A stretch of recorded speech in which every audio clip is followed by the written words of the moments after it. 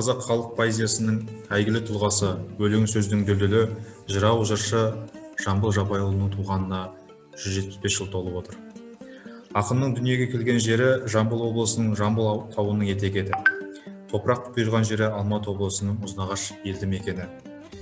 Жамбыл жырлары теңіз түбінде шашылып жатқан маржан секілді. Оны жинап алып халқының қолына беру біздің әрқайсымыздың азаматтық борышымыз деп белгілі қоғам қайраткері ақын Сәкен Сейфуллин айтқан екен.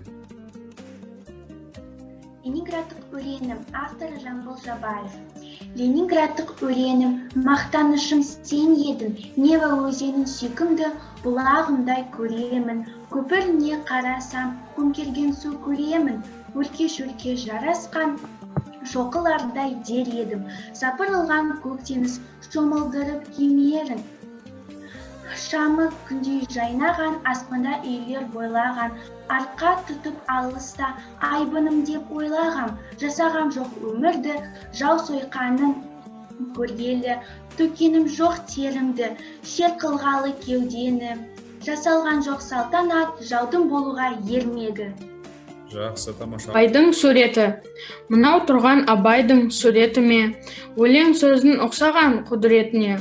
Ақыл қайрат білімді тең ұстаған, қарсы келер Абайдың кім бетіне.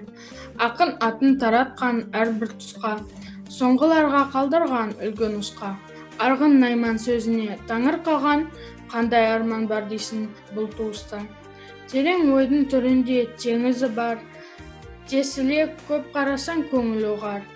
Сол тереңге сүйсініп жаның өлмей, есіл сабыз ызымен өткен шығар.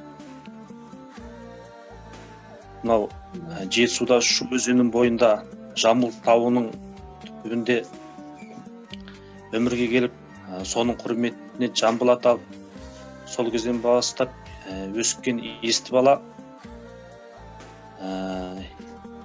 өзінің өнерге деген ептілігіменен, өнер жандылығыменен бірден елдің назарына түседі. Жамбыл өзінің дүниеге келуі туған жер туралы былай жеткізеді.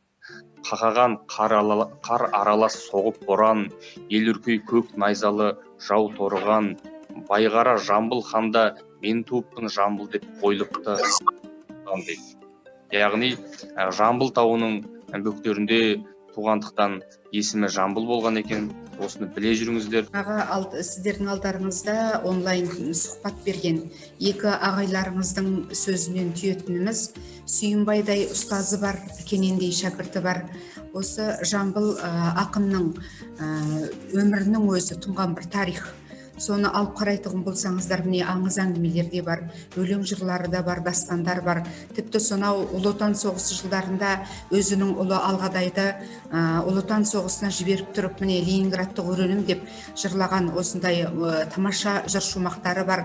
Жамбыл ақынды қазіргі таңда шынында да біз үлкен жақсы өлеңдерімен, үлкен тағылымымен еске аламыз.